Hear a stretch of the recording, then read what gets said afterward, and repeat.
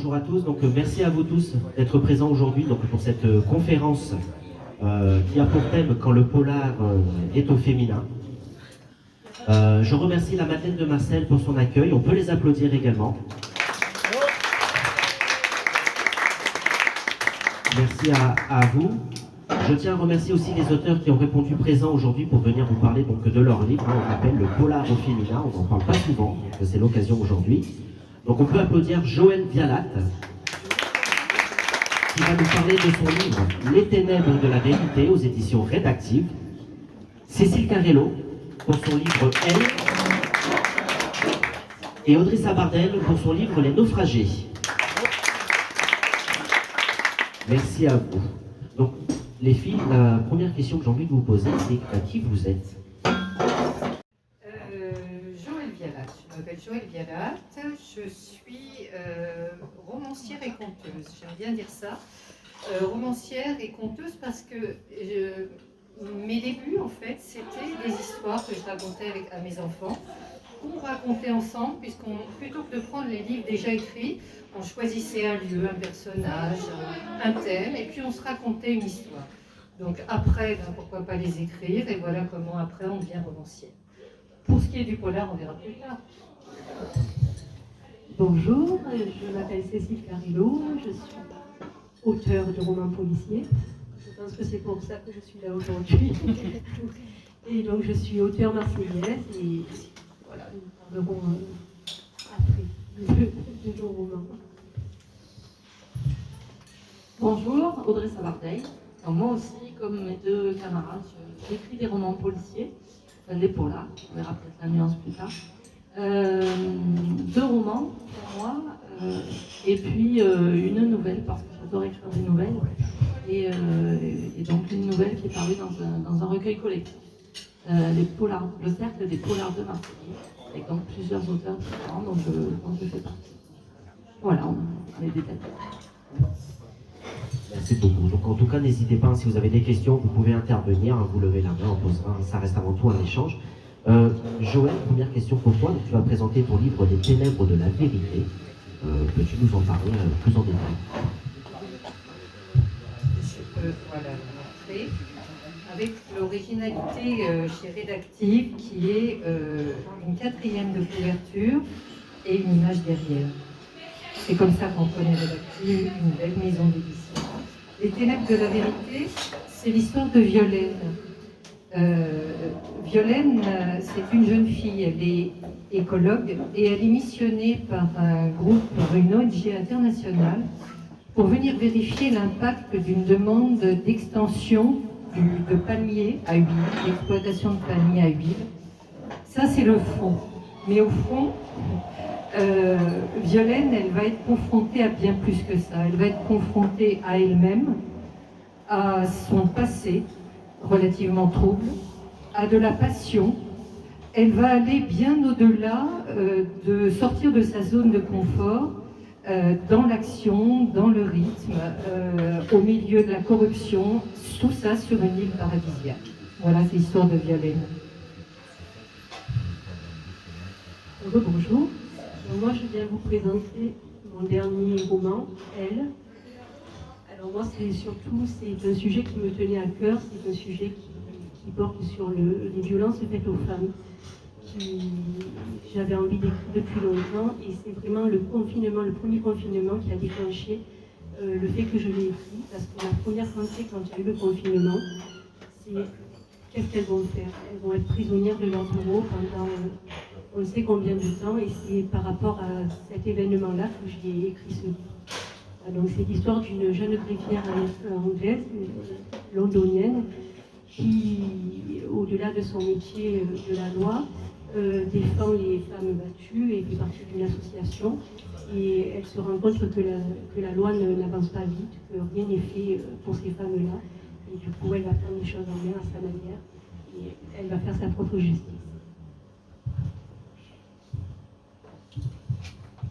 Alors moi je vous présente Les naufragés, qui est mon second roman. Polar, mais plutôt roman noir, à vrai dire, s'il faut mettre une étiquette.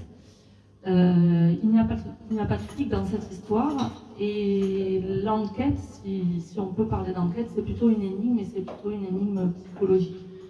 Le personnage principal, c'est Hugo. Hugo est marseillais, il a une vie confortable, un bel appartement sur les hauteurs de Vauban, et il a un ami très cher qui a un bateau au Vallon des Offres. Bref, une vie pour laquelle moi je signe demain. Et dès le début de l'histoire, il est en mer, comme il adore aller souvent. Et puis, en fait, il va voir quelque chose dans l'eau s'approcher. C'est un corps, et il va sauver in extremis un homme de la noyade. À partir de là, tout ce qui était bien en équilibre dans sa vie va se retrouver remis en cause. Parce qu'évidemment, il ne sait pas à qui il a tendu la main. Et c'est le début de bien des rebondissements.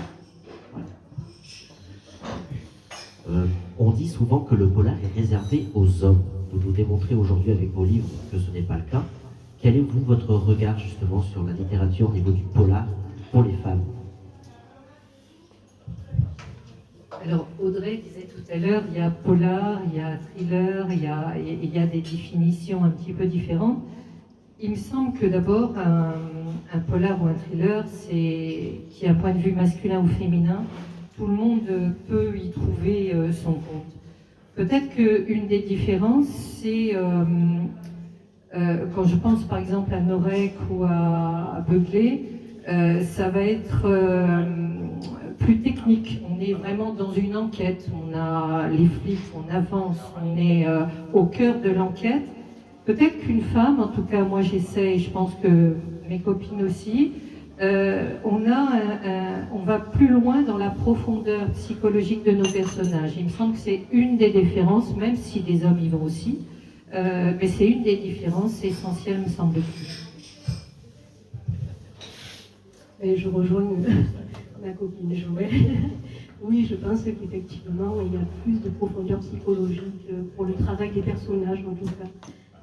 C'est moins brut, c'est plus féminin. Après, j'ai écrit 4 romans, dont 3 romans où ce sont des femmes qui sont au cœur de l'intrigue, sauf un, mais c'est plus particulier, c'est parce qu'il est coécrit. Mais c'est vrai que j'aime mettre en avant les femmes dans mes récits. Parce que des fois, c'est pas tout le temps. C'est souvent des hommes qui sont mis en avant. Moi, je ne suis pas vraiment sûre du point de départ. Tu dis que le polar est réservé aux hommes. Agatha Christie, elle fait partie des pionnières, et tout le monde a retenu ses romans policiers. Donc, je pense que quand même, il y a beaucoup de noms féminins, malgré tout, même si de toute façon, dans la littérature en général, je pense qu'il y a vraiment plus d'hommes représentés que de femmes. Donc, dans le polar également, en proportion, mais je pense que même dans les premiers temps, certaines femmes, en tout cas, ont vraiment trouvé leur place. Et pour ma partie, à vrai dire, moi, on m'a dit plusieurs fois, j'ai jamais vraiment compris, mais je vous le répète, on m'a dit que j'écrivais comme un homme. Alors, je ne sais absolument pas ce que ça veut dire. Mais en tout cas, les gens qui l'ont lu, y compris des gens qui me connaissaient très bien, m'ont dit on avait du mal à penser que c'était toi, pour ceux qui me connaissaient, qui écrivait. Et puis les autres m'ont dit on a oublié que c'était une femme qui écrivait. Voilà, donc je vous laisse cette réflexion-là, j'en sais rien, je ne sais pas quoi en faire. Mais en tout cas, l'écriture féminine, j'avoue que je ne sais pas vraiment ce que ça veut dire. Et pour les personnages, tu parlais des personnages, Cécile. Moi, dans mes romans, il y a très peu de femmes. Alors, je sais pas, il faudrait voir un psy, je crois. Mais voilà, donc ça, c'est un peu le contre-pied de ce qui a pu être dit, même si je partage votre opinion, mais il se trouve que dans mes bouquins, ça se passe pas comme ça. Ouais. Est-ce qu'il y a des questions? Parce que Mireille. Bonjour à tous. Je ne connais pas vos livres, mesdames. Alors, en une phrase, qu'est-ce qui pourrait me donner envie de les lire? Alors, pour ceux qui n'ont pas entendu, la question c'est en une phrase, qu'est-ce qui pourrait vous donner envie d'acheter le livre? Merci Mireille. Je crois que ce qui qui me caractérise, je suis au 5e roman, là je viens de terminer le 6e. Ce qui me caractérise, c'est d'explorer un sujet bien à fond pour qu'on apprenne quelque chose, mais au-delà de ça, on est dans une intrigue avec beaucoup de rebondissements. Voilà. Ça fait plus d'une phrase peut-être.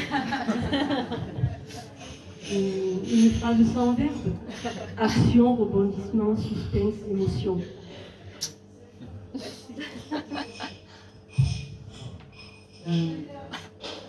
Tout pourrait... On recommence. Tout est faux et tout pourrait être vrai. Donc, voilà. Est-ce que tu es convaincue, Myriam? Pas encore. Pas encore. Madame? Voilà, alors moi je ne connaissais pas ces auteurs, mais juste avant j'ai lu 2 livres. Le troisième je ne l'avais pas trouvé, c'est ce que j'ai expliqué. Alors pour donner un avis à la dame, moi je dirais beaucoup de plaisir. Merci. Je peux continuer une question? Il y a une autre, Plaisir. il y a une autre question. Oui? Bonjour à tous. Moi, je voulais savoir si, en tant qu'autrice, vous pouviez avoir un narrateur, enfin un personnage principal masculin. Alors du coup, vous avez un peu répondu. Je n'ai que ça. Mais donc, peut-être la question c'est est-ce que c'est possible pour vous? Et pour vous, comment vous faites quoi? Comment vous faites? Oui, dans mon 3e roman, c'est un homme, c'est 2 hommes, les principaux protagonistes de l'histoire. Donc ça ne me dérange pas de mettre des hommes au cœur de l'action dans mes romans. Et je veux mettre à la place d'un homme. Donc, oui, c'est tout à fait. Mais je préfère travailler avec des personnages féminins quand même. Je me sens plus à l'aise. Ah oui. Pour ma part, j'ai souvent plusieurs personnages et rarement un personnage principal. J'aime bien partager. Dans un des premiers, du sang sur le thé blanc, il y avait des jumeaux, par exemple. Donc oui, prendre la parole à la place d'un homme, c'est possible. Alors, moi je dirais que c'est tout à fait possible, puisque pour l'instant je n'ai fait que ça. Dans mes 2 romans sortis, et le prochain c'est encore la même chose, et le 4e qui est en préparation, ça en prend le chemin. Non seulement c'est possible, mais pour moi c'est vraiment un plaisir, et peut-être, mais c'est encore une histoire de psy ça, peut-être c'est aussi une façon de se protéger. J'imagine, sans y connaître rien, que c'est un peu comme pour une actrice, enfin pour un acteur, un comédien, homme ou femme, de se cacher derrière un personnage. Moi, le fait d'avoir un narrateur homme, alors je n'ai pas pensé au départ, je ne l'ai pas fait pour ça, mais en y réfléchissant après, je me suis dit que ça me permettait de raconter des histoires. Donc on est dans le polar, il y a des choses très, très sombres qui se passent dans l'histoire. C'est un homme, donc ce n'est pas moi. C'est un peu basique, mais quand même. Et puis ça permet d'assumer un discours. Enfin, je peux me défendre, entre guillemets. Dans le roman qui paraîtra en avril, le 3 avril, il y a des choses extrêmement dures, violentes qui arrivent. Le fait que ça arrive à un homme et que le narrateur soit un homme, ça me permet de mettre ça à distance et ça me permet d'assumer des mots. Écrire certains mots, c'est pas simple. Et voilà, le fait que ce soit un homme, ça me fait un écran. Voilà, je crois qu'il y a quelque chose de ça, pour moi. Je voudrais savoir si vous n'écrivez que des polars ou bien autre chose. La question c'est, est-ce que vous écrivez que des polars ou est-ce que vous écrivez quelque chose d'autre? Peut-être c'est le moment de faire la différence entre le polar et les autres thématiques. Le polar, c'est vraiment, me semble-t-il, hein, mais reprenez-moi, c'est vraiment une enquête suivie par des policiers. On a bien les policiers, un policier, des policiers, et on va suivre l'enquête. Moi, je ne suis pas dans ça. Je suis plutôt des personnes lambda qui se trouvent embarquées dans des aventures et qui sont obligées de mener une enquête. C'est plutôt ça. Du coup, c'est pas vraiment du polar. J'ai un peu de mal, pas forcément du thriller, parce que le thriller est beaucoup plus noir peut-être, Enfin, moi je dis un suspense psychologique, voilà. Oui, mais je rejoins Joël parce que moi aussi, c'est pas vraiment du polar. C'est difficile de se situer dans les genres littéraires par rapport aux lignes éditoriales. Parce qu'il faut rentrer dans les cases et on ne rentre pas tout le temps dans les cases avec des histoires qu'on écrit. Donc oui, c'est. Alors, moi, mon dernier, par exemple, tout le monde me dit c'est un policier, mais non, c'est pas un policier. Je pense qu'il est mal genré, c'est plutôt un roman social, noir. Oui, il y a une enquête à l'intérieur, mais c'est pas ce que je voulais faire ressortir de cette histoire. Même mon premier roman, c'est une enquête, mais menée par une journaliste. Il y a la police aussi, mais c'est indéfinissable. En fait. C'est très compliqué de rentrer dans des cases vraiment de thématiques. Alors, en ce qui me concerne, je suis aussi davantage dans le roman noir. Donc, moi, ce dont tu parles, j'appelle ça le roman noir, mais effectivement, j'ai un peu de mal à donner des frontières très précises. Je pense que tout ça, c'est très poreux. Pour mes deux romans, on est donc plutôt dans le roman noir. Le premier, une écriture pour moi plus polar parce qu'un peu musclée. Mon troisième roman sera beaucoup plus roman policier parce qu'il y a plus de... La police joue vraiment un rôle et on a des ingrédients assez traditionnels des romans policiers.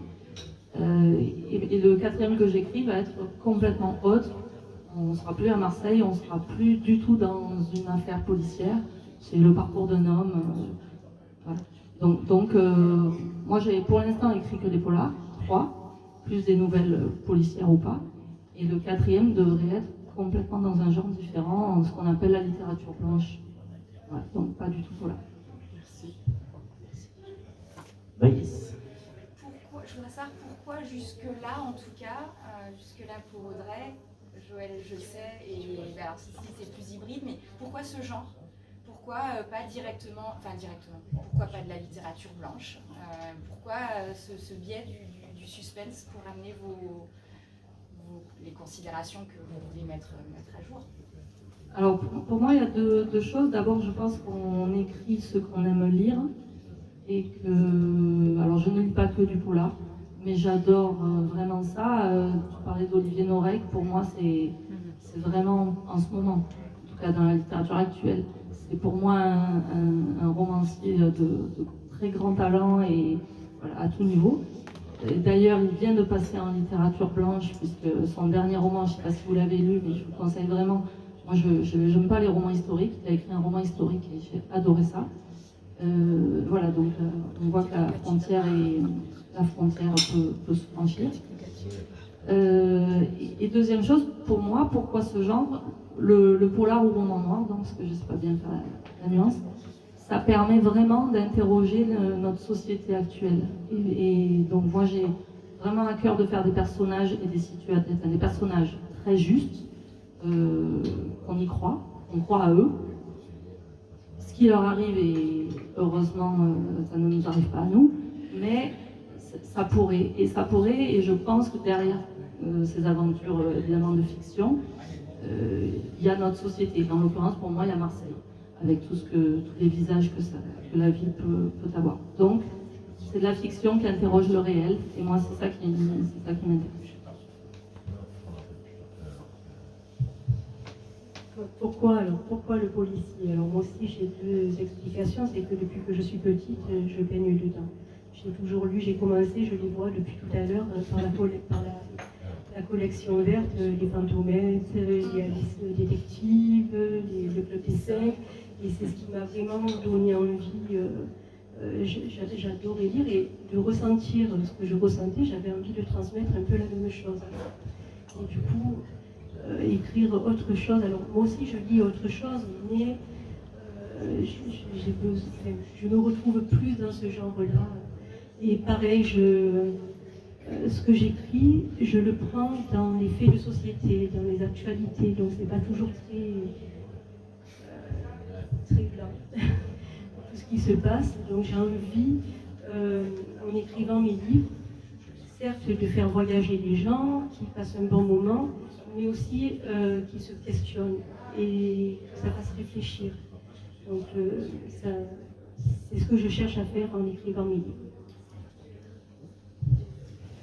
Oui, pour moi c'est un peu pareil.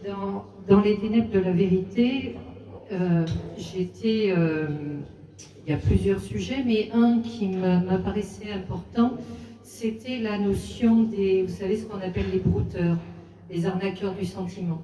C'est quelque chose, les gens qui en ont souffert, qui se sont fait avoir, ont tellement souffert que j'avais envie de parler de cette façon d'arnaquer, qui est une arnaque différente, mais qui est très importante, surtout très pénible pour ceux qui la subissent. Dans Là où danse le diable, ce qui m'importait, c'était de travailler sur les coulisses des réseaux sociaux, sur l'aspect viral.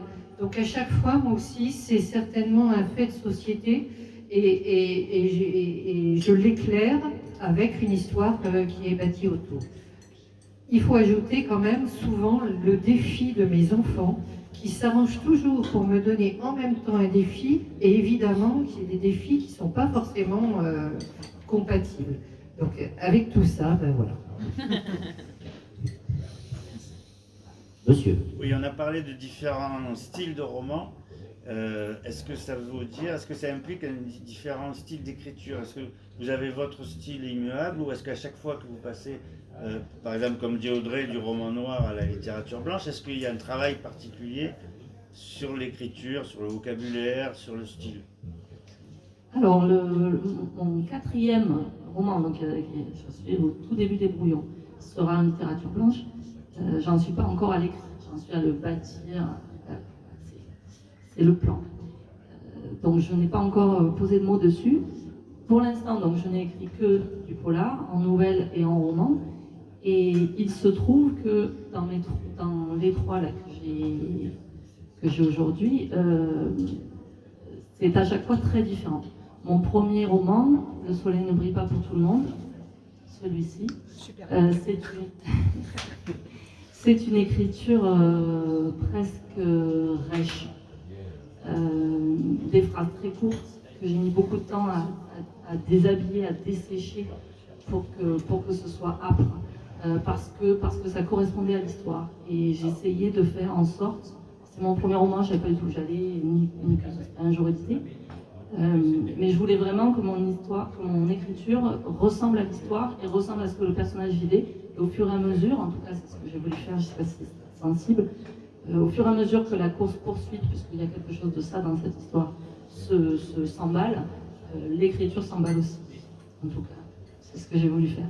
Dans Les Naufragés, c'est une histoire complètement différente, plus psychologique, donc plus lente dans le rythme de l'histoire, et l'écriture s'en ressent, je pense.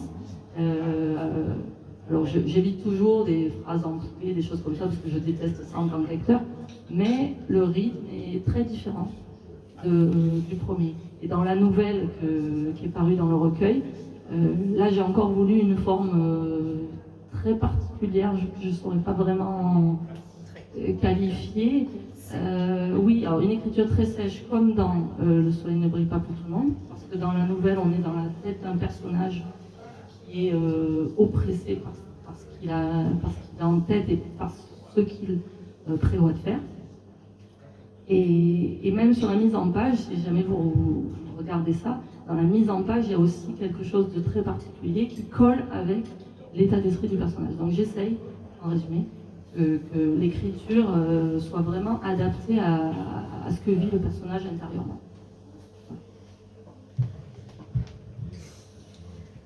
Le style, c'est une grande question.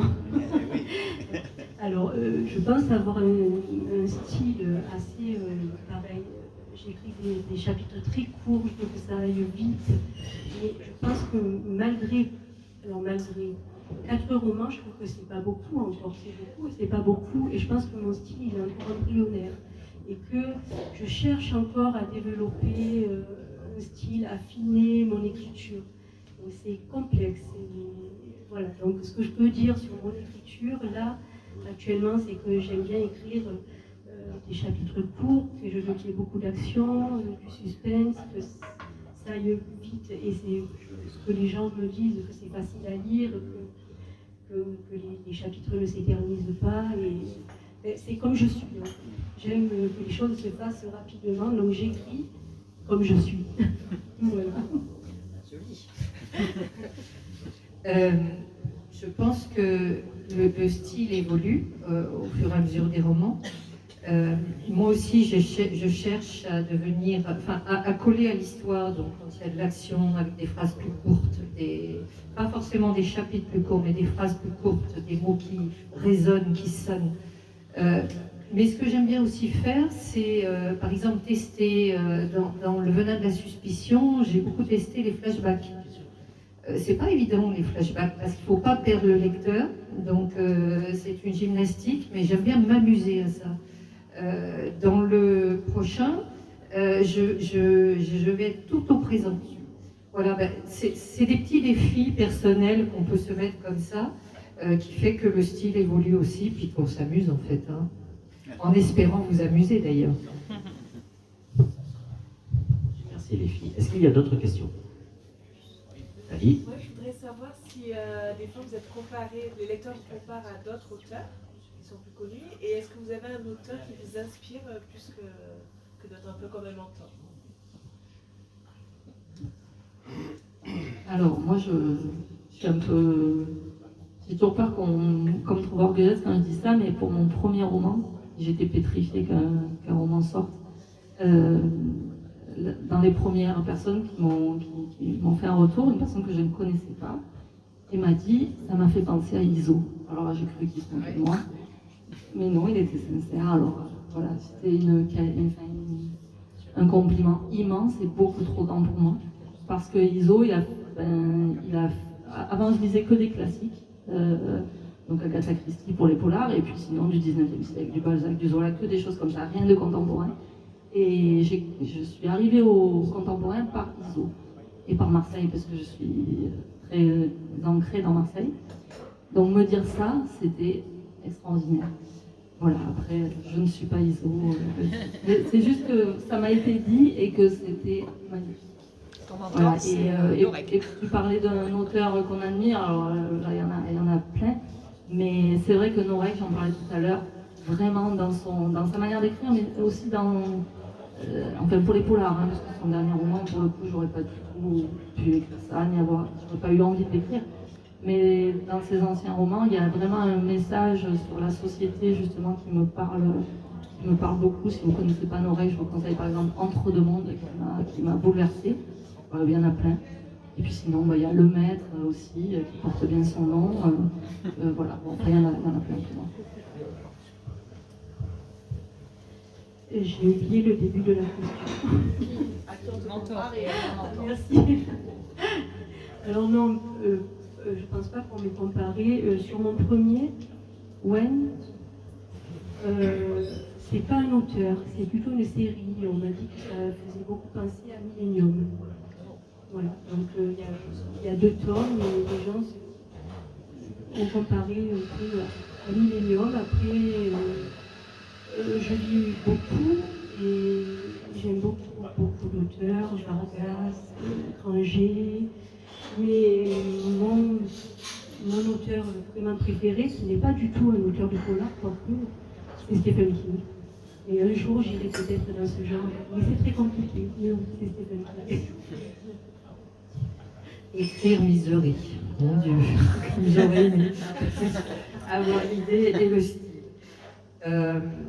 Quand le premier, du Sang sur le thé blanc, une chroniqueuse avait dit à la Agatha Christie, mais c'était pas forcément pour le style, c'était la manière dont était traité l'énigme jusqu'au bout. Sinon, Stephen King, bien sûr. Moi, j'aime beaucoup Lisa Gardner. Une de mes romancières préférées, c'est pas du polar encore qu'on dit qu'elle est du polar gothique, c'était Daphné du Maurier avec Rebecca. C'est-à-dire ces gens qui vont dans la psychologie des personnages, on est dans une ambiance. Il y a un manoir, il y a une ombre, l'ombre de Rebecca qui plane. Voilà, donc c'est ces choses-là vers lesquelles j'aimerais aller encore plus loin. Une autre question? André? Oui, bonjour. Je voudrais savoir si, au moins que ce soit déjà le cas, vous avez pas essayé à mettre, comment dirais-je, un commissaire, une enquêtrice qu'on verrait dans tous les épisodes. Quoi. On a parlé d'ISO comme est-ce que c'est une idée qui vous a effleuré, vous l'avez déjà fait, ou c'est prévisible ou pas? Alors pour moi, pas du tout. Une fois que j'ai terminé une histoire, je considère que le personnage est clos, même si je m'amuse. Ceux qui vraiment sont très attentifs et ont lu mes livres peuvent voir que je mets des personnages des anciens livres passent comme ça, sont des figurants dans les autres. Donc c'est juste un petit jeu pour moi. Et non, un personnage récurrent, c'est... En fait, j'ai envie pour m'amuser de créer à chaque fois des personnages nouveaux, parce que c'est une des choses qui m'amuse le plus, de créer des personnages. J'adore ça et réfléchir très longtemps avant pour qu'ils soient vivants dans ma tête, avant de créer même l'histoire et de l'écrire. Par contre, c'est vrai que pour mon premier roman notamment, et un peu pour le second aussi, il y a des lecteurs qui m'ont demandé tu écris la suite, hein. Tu laisses pas ça comme ça. Parce que cette fin, c'est pas possible. Il faut qu'il y ait un après. Sauf qu'il n'y en aura pas. Oui, je l'ai fait sur mon premier roman. En fait, pareil, il est fini. Et puis, non, j'en avais pas fini avec mon héroïne. Donc, j'ai fait une suite, ouais, un échec de maths.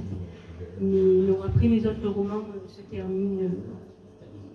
Il n'y aura pas de suite. Mais oui, sur mon premier roman, j'avais encore besoin d'aller plus loin avec mon héroïne. Donc, j'ai fait une suite. Comme disait Audrey, pour moi aussi, ce sont les personnages qui font l'histoire. En général, j'aime bien commencer par les personnages dans une histoire.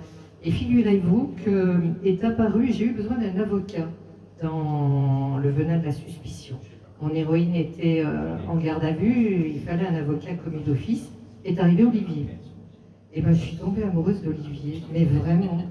Il m'a plu énormément. Donc, il est passé dans l'Audience le Diable, il va aider à découvrir. Et puis là, j'ai bien l'intention qu'il revienne, Olivier. Mais on m'a dit, il ne faut pas qu'il soit trop lisse, il faut lui trouver quelque chose, donc je cherche.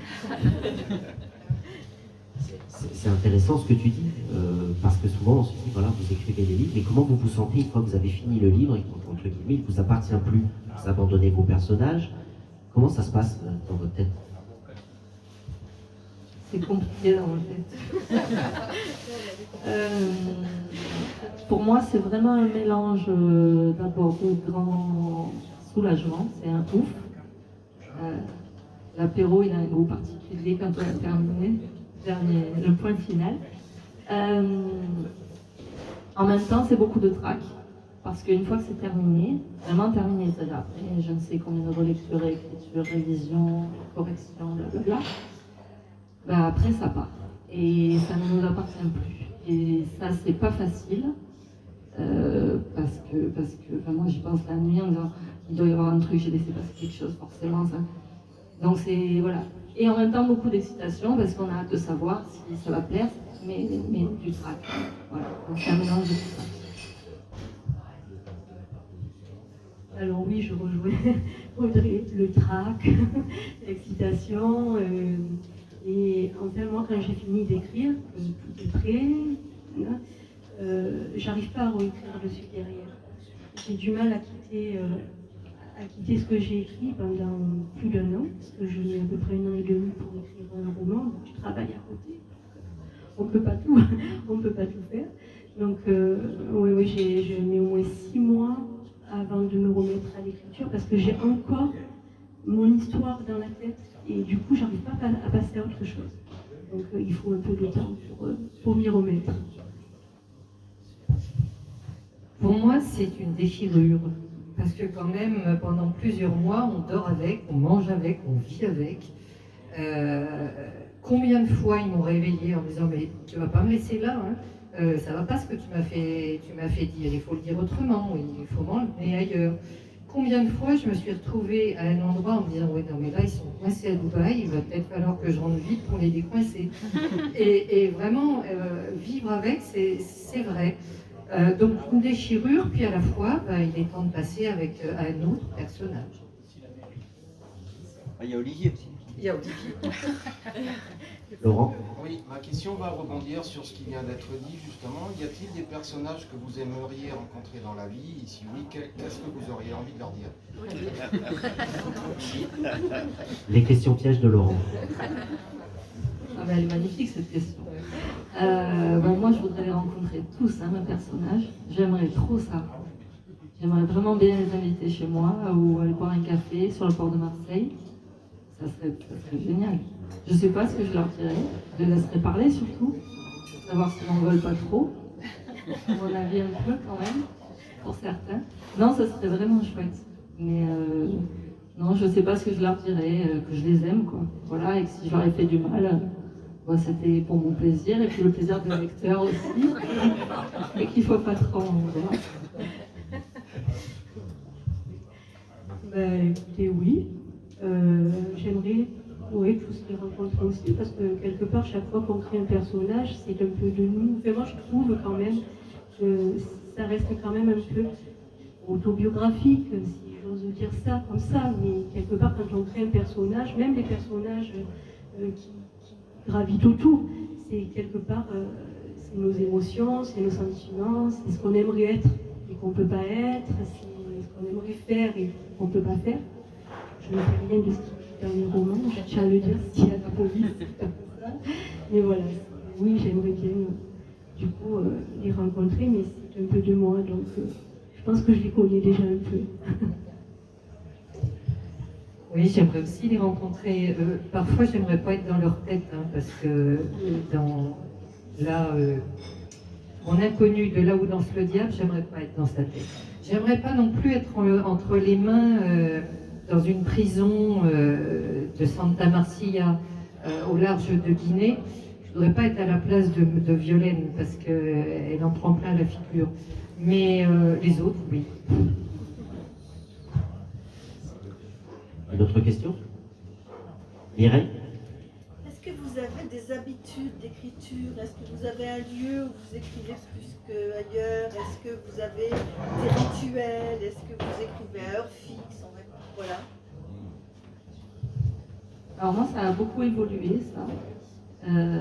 Aujourd'hui, j'écris tout le temps, tous les jours, en tout cas. Donc moi aussi, j'ai une profession à côté. Enfin, à côté, non, c'est la première, celle qui remplit mon frigo, mais dans ma tête, elle est à côté, parce que vraiment, l'écriture a pris une place immense.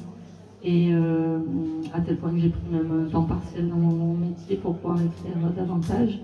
Et donc, à chaque fois que je peux, j'écris. Le week-end, c'est toute la journée, sauf quand je viens ici.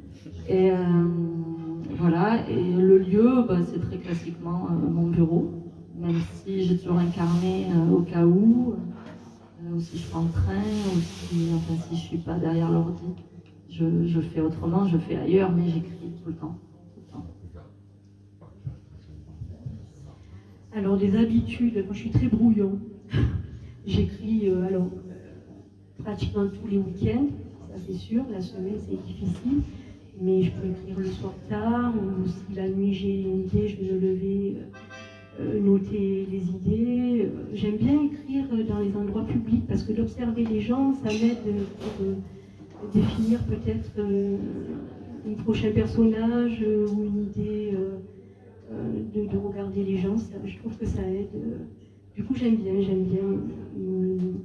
voir passer les gens comme ça. Ça donne des idées, mais sinon, oui, essentiellement le week-end, en semaine difficile. Moi, j'ai la chance d'être à la retraite, donc c'est un peu plus facile que vous. Même si quand j'ai commencé, c'était pas le cas.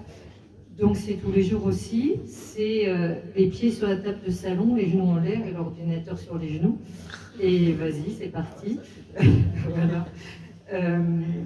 Sinon, j'ai un bureau, mais j'arrive pas. J'aimerais travailler dehors comme ça, mais j'y arrive pas non plus. Donc des fois je commence en me disant tu vas bouger, puis d'un seul coup il est 19h et puis j'ai pas bougé. C'est comme ça, il n'y a rien à faire. Oui. Est-ce que, par exemple, exemple, un support comme la musique, qu'elle soit classique, contemporaine ou que sais-je, peut être utile? Est-ce que vous écoutez de la musique en écrivant, ou avant, ou après, ou d'autres supports, éventuellement? Alors, moi, en général, j'ai plutôt besoin de silence, donc moi, c'est impossible d'écrire pour moi dans un livre. Mais par contre, ça m'est arrivé, notamment pour les naufragés, de mettre une musique que je pensais de fond, donc une musique que je choisissais, des albums que j'aime bien. Et il se trouve que certaines chansons, du coup, le hasard faisait qu'elles arrivaient à des moments propices et que je les ai mises dans l'histoire. Enfin, elles ont joué un rôle dans l'histoire, plus ou moins important, mais elles ont joué un rôle dans l'histoire. Donc ça peut être... oui, un élément, un ingrédient qui peut se rajouter. Mais sinon, moi, j'ai plutôt besoin de ma bulle. Et en tout cas, s'il y a des paroles dans la musique, si c'est de la chanson, quoi. Si c'est de la chanson française, si c'est anglais, c'est pas grave, je comprends rien. Mais si c'est en français, c'est foutu. Si c'est beau, si c'est du Bachung, je peux pas écrire. Je suis obligée de m'arrêter, d'écouter. Voilà, si c'est Brel, si c'est Brassens, c'est pas possible, je peux pas. Donc, je suis plutôt silencieux pour moi. Alors la musique, non, parce que justement, moi aussi, si j'entends de la musique, mais même dans mon travail de tous les jours, je peux pas parce que je chante. Alors je peux pas faire les deux en même temps, donc c'est pas possible. Autant paradoxalement, j'aime bien écrire dans le bruit, dans un lieu public, mais ça me dérange moins. Mais la musique, non, parce que non, dans ma tête, je vais vouloir chanter, et du coup, non.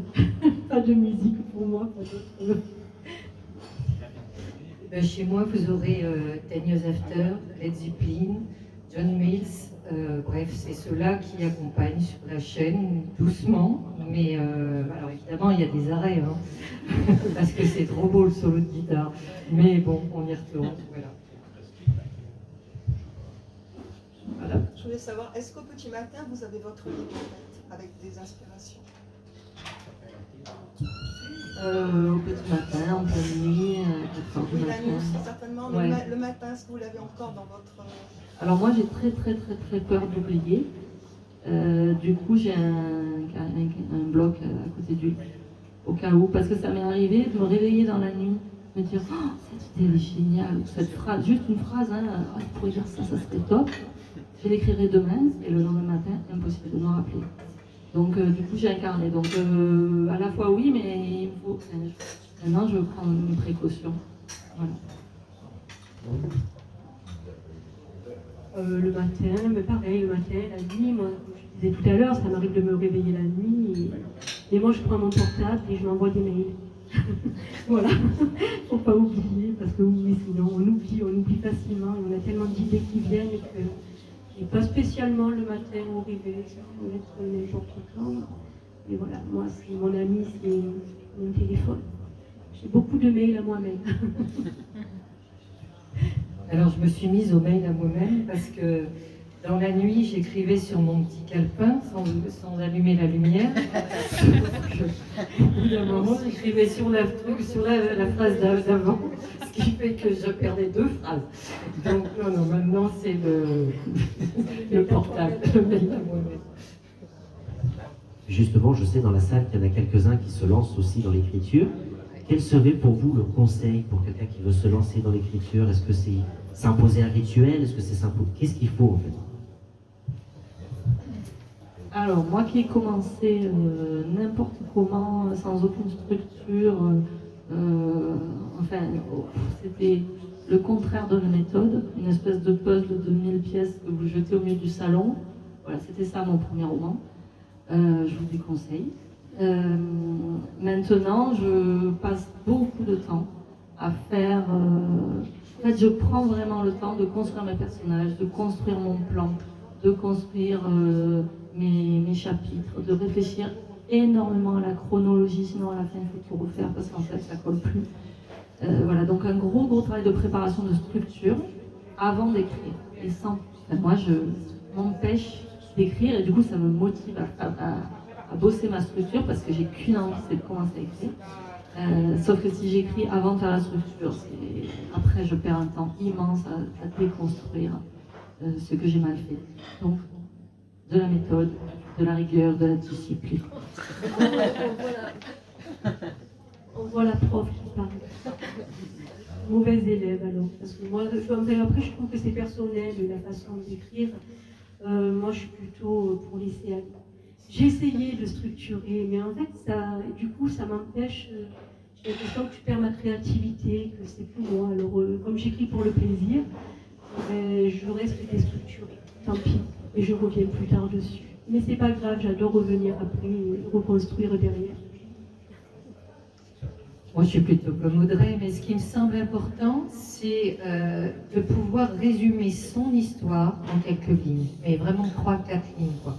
Résumer son histoire pour savoir où on va. Qu'on fasse un plan ou pas, il me semble que ça, c'est important, parce que est-ce qu'elle tient la route? Est-ce qu'elle peut être intéressante? Est-ce que ça n'a pas déjà été fait? Est-ce que c'est bien ça qu'on veut dire? Tout de suite après les personnages, moi je les fouille énormément, les personnages, je les fais naître, il y a le cri de la maman quand ils sortent, enfin voilà quoi. Et je suis plutôt sur un plan. Mais en tout cas, l'histoire qu'on veut raconter, la faire tenir en 3 phrases, je trouve que c'est extrêmement important pour bien la caler. Puis après, chacun va avec sa méthode. Oui. J'avais une question, je voulais savoir qu'est-ce qui vous motive au plus profond de vous-même pour faire vivre à vos personnages des situations que vous n'auriez pas envie de vivre vous-même. Je pense que c'est un peu comme je disais tout à l'heure sur le cinéma, enfin si on est comédien, enfin, j'imagine, hein, de vivre d'autres vies à travers ce qu'on fait. Et moi c'est ça, dans mes romans, voilà, c'est le plaisir de rentrer dans une peau qui ne sera jamais la mienne. Et je trouve ça chouette. Oui, mais du coup, ça pourrait être une peau sympa, plutôt qu'un gars qui va repêcher un cadavre. Ben, oui, mais enfin, le bonheur et le rosé bleu, c'est super à vivre, mais à lire, moi, personnellement, ça m'ennuie souverainement. Donc, pour ma vie, je veux du rosé bleu. Hein. Je ne suis pas du tout... Mais en tant que lecteur, j'adore quand c'est très très noir. Et du coup,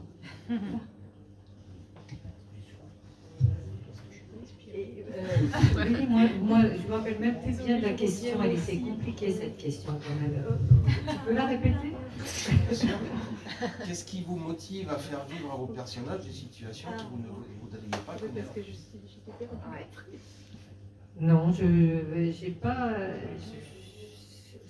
C'est pas forcément des situations que j'aimerais vivre ou pas vivre qu'eux vont vivre. C'est plutôt, c'est ce qu'on a dit tout à l'heure, éclairer un fait de société, une situation, etc. Et ils vont être le vecteur en réalité. Donc ça n'a rien à voir avec moi, sauf l'idée qui m'anime et le fait de la vouloir la dénoncer ou pas. C'est plus ça. Mais en fait, on se ressemble pas.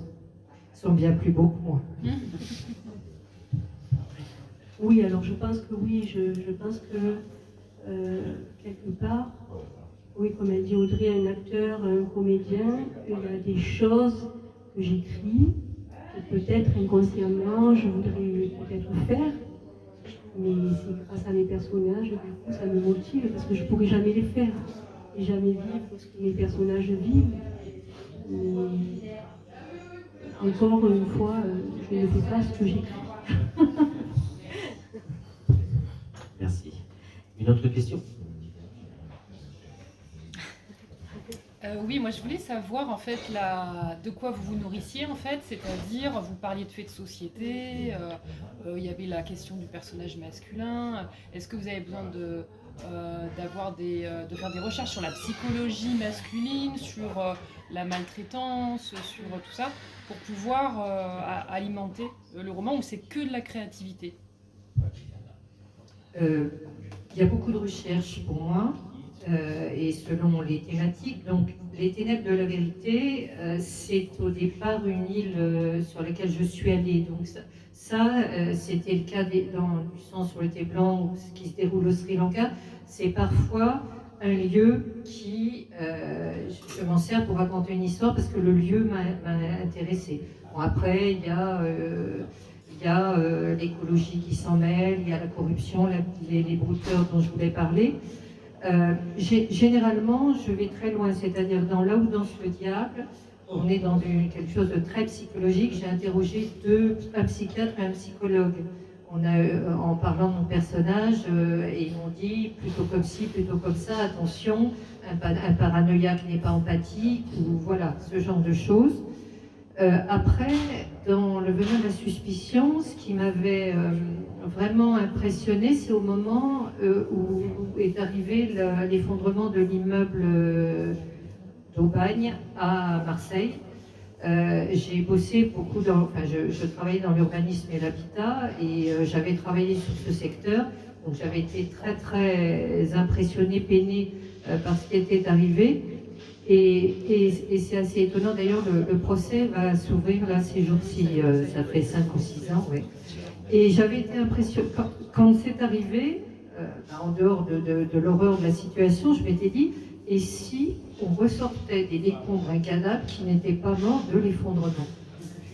Voilà, alors là, ça devait être la romancière qui a eu cette idée-là, et du coup, on est entre Aubagne et Porto Vecchio, et il y a un effondrement d'un immeuble à Aubagne. Moi, ça va se passer à Aubagne et pas à Marseille.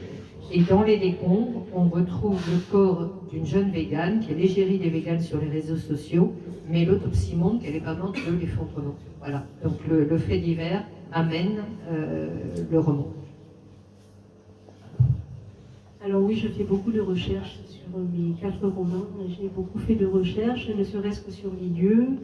Il faut être très cohérente, parce que j'aime bien que les histoires soient cohérentes. Sur mon dernier, j'ai fait énormément de recherches sur les statistiques. Je me suis rapprochée d'associations, j'ai discuté avec des assistantes sociales. J'ai vraiment voulu que ce roman soit quelque chose qui amène vraiment à la réflexion de chacun. Parce que je trouve que c'est important. Alors il n'y a pas que ce sujet qui est important, il y a tellement de sujets sur lesquels j'aimerais écrire. Des combats qu'il faut mener, mais il y en a énormément. Mais c'est vrai que j'ai pris celui-là par rapport justement au confinement, ce qui a déclenché. Mais tous mes romans ont un fond, quelque chose que je dénonce. En fait. Donc, dans Rédemption, qui a été écrit à 4 mains, c'est le nazisme qui est dénoncé. Il y a beaucoup d'histoires sur la Seconde Guerre mondiale, il y a beaucoup d'émotions, il y a pas mal de... Et voilà, donc j'essaie quand même, et je greffe à chaque roman, je prends un sujet qui me tient à cœur, et j'y intègre un scénario original. J'essaie de faire revivre ce sujet à l'aide d'un scénario original qui va se greffer. Romancer en fait le fond pour le rendre plus accessible et pas commettre justement que des statistiques ou de la noirceur, voilà. Alors en ce qui me concerne, pour tout ce que j'ai écrit jusqu'à présent, y compris le prochain qui sort donc en avril, j'ai toujours placé mes histoires à Marseille. Alors parce que c'est moi, mais aussi, après réflexion, c'était plus simple, et puis j'étais dans la justesse forcément, parce que je connais. Dans le premier, c'était encore plus facile, je n'ai eu aucune recherche à faire parce que ça se passe dans les quartiers nord, donc c'est un milieu que je connais très bien. Les cités dont je parle, j'ai pas eu besoin d'aller les voir, je les avais bien en tête. Voilà. Tout ça c'était facile parce que c'était déjà dans ma tête et dans ce que j'ai vécu. Pour la nouvelle du recueil collectif, pareil. Là, ça se passe dans une autre cité. Pour les naufragés, on est encore à Marseille, mais c'était le Vallon des Offres. Alors il a déjà fallu que j'aille vérifier, parce que c'est Marseille, mais c'est pas du tout le même Marseille, c'était pas mon Marseille. Donc c'était facile de faire parler les personnages, ils parlaient juste, c'était sûr. Mais par contre, les lieux, c'était moins simple. Donc moi, c'est d'abord les lieux sur lesquels il faut que je travaille. Le roman qui va sortir se passe à Marseille, ça m'a pas posé de problème, j'ai dû faire des recherches sur d'autres éléments que Marseille, donc des recherches d'actualité, des recherches de fonctionnement de la justice, de la police, Voilà. Et puis d'autres choses dont je ne veux pas parler, sinon ça dévoile des éléments. Et pour le quatrième, qui en est à ses prémices, ça va se passer au Sud-Soudan. Alors là, j'y ai jamais mis les pieds. Je connais à peine l'Afrique noire, mais pas ce pays-là. Donc là, il faut tout chercher. C'est passionnant, c'est très difficile et c'est très intimidant. Parce que comment être juste dans un lieu qu'on ne connaît pas, une population qu'on ne connaît pas, une culture qu'on ignore, ça va être très compliqué. Non, ça va être super. J'avais une question également. On parle énormément des personnages depuis tout à l'heure. Et il y a un personnage, on n'en a pas parlé, c'est le polar marseillais. On parle beaucoup du polar marseillais. On ne parle pas du polar parisien, du polar brestois. Et je suis brestois, donc je sais de quoi je parle. À votre avis, pourquoi on parle énormément du polar marseillais? Et encore une fois, on remercie aussi Patrick Boulon des éditions Melval qui mettait énormément à l'honneur le polar marseillais. À votre avis, pourquoi on parle énormément du polar marseillais et pas des polars des autres villes? Alors moi j'ai une réponse, mais c'est peut-être une réponse très chauvine, très vraisemblablement d'ailleurs. J'ai l'impression que dans les polars marseillais, Marseille est partout. Alors que dans les polars autres, le décor est moins... je ne dis pas que c'est interchangeable, mais enfin, le lieu est moins prégnant, quoi. Dans le polar marseillais, si vous dites... vous dites que cette histoire-là se passe ailleurs, ça colle pas, ça colle plus. Voilà, donc j'ai l'impression que dans le polar marseillais, Marseille plane, toujours. Et que ça change un certain nombre de choses, le langage des personnages, c'est sûr, mais leur état d'esprit, les choses qui se passent. Voilà, mais j'ai peut-être tort parce que je suis trop dedans pour être objective. Alors moi je n'écris pas du tout sur Marseille. Donc, mais oui, je pense que Marseille est une ville avec une psychologie très particulière, très indépendante, et que les habitants, les Marseillais, les Marseillaises, je sais pas, ils viennent d'une autre planète. Pour beaucoup de monde, alors je pense que c'est une identité très forte et c'est pour ça que je pense que c'est particulier. Et puis oui, on entend beaucoup l'actualité, les quartiers nord, et même la façon de parler.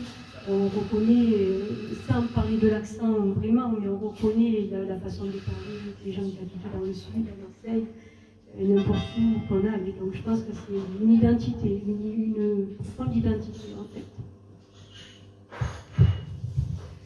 Oui, il me semble que, alors j'ai pas en tête les lieux, mais quand on pense à Antonio, ça pourrait se passer à Marseille. Je ne sais pas s'il y en a beaucoup qui se passent à Marseille ou pas. Quand on écoute des dialogues d'Audiard, enfin, tout ça, on le voit bien dans un milieu marseillais. Il y a le milieu marseillais qui est connu et qui a dû jouer, puis il y a d'excellents ISO, etc. Voilà, c'était des Marseillais, au polar marseillais qui se passe à Marseille. Ça a beaucoup contribué aussi peut-être à faire qu'on parle du polar marseillais. Merci beaucoup. Une dernière question. Dernière. Hein. C'est moi la dernière. Si c'est pas déjà fait, auriez-vous demain l'idée ou l'envie d'écrire un roman dans lequel vous seriez un de vos personnages, de manière à ce que quelqu'un qui vous connaît vous reconnaisse dans le livre? Vous avez 2 heures. Alors moi pas du tout, parce que j'aurais l'impression que ça n'a aucun intérêt pour les gens. Mes personnages sont infiniment plus intéressants que moi. Donc non, je leur laisse la place. Pareil pour moi, je pense que je ne suis pas assez intéressante, trop timide, trop réservée. Je sais pas, ma vie elle est pas particulièrement excitante, hein, donc non, je préfère mes personnages. Par exemple, demain, par rapport à votre caractère, à votre façon de vivre, de vous identifier par exemple demain à une avocate, une policière. J'aurais du mal, hein, parce que j'ai du mal déjà à prendre la parole là aujourd'hui, alors j'aurais du mal. Non. Non plus, je ne me vois pas dans n'importe quel rôle d'un de mes personnages. Par contre, Je vous assure que mon pisciniste qui m'a usé, qui m'en a fait voir, il est le prochain personnage, il s'appelle Fabien. Il est pisciniste à Rousset, pas loin de Fribourg. Il n'y a pas son nom, mais Il va lui arriver des trucs. j'espère bien qu'il va lire mon bouquin, je lui offrirai. Merci beaucoup, Joël. Allez, en tout cas, merci à vous. Merci. Donc, on peut applaudir à Joël Viala pour son livre Les ténèbres de la vérité, aux éditions Jean Baptiste.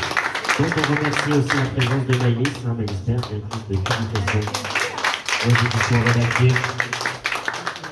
Cécile Carillo pour son livre Elle, qui fait très bien débrouiller au micro. Bravo, merci à toi. Audrey Sapardel également pour son livre Les naufragés. Donc, merci à vous tous. Bravo à l'animateur aussi. Merci. Et bien, si on est dans les applaudissements, vous pouvez aussi applaudir Dominique Guénin, qui est aussi à l'initiative de ces événements. Plus fort, je sais qu'elle a pas ça. Donc, Dominique Guénin, qui d'ailleurs va nous rappeler, donc la prochaine conférence sera le 7 décembre. le 7 décembre. Le thème, c'est Jeunes auteurs, grand talent. Jeunes auteurs, grand talent. Auteurs qui ont entre 12 et quel âge elle a, c'est ça? Alors, le plus jeune auteur aura 12 ans et le plus âgé en aura 21. Ouais, 21. Voilà, donc autour de la fantaisie, il y a de la BD, je crois, de la science-fiction. Voilà, donc prochaine conférence le samedi 7 décembre, ici, même heure, même endroit, à la Madeleine de Marseille, qu'on peut applaudir encore une fois. Vous pouvez aussi les applaudir. Et merci à tous.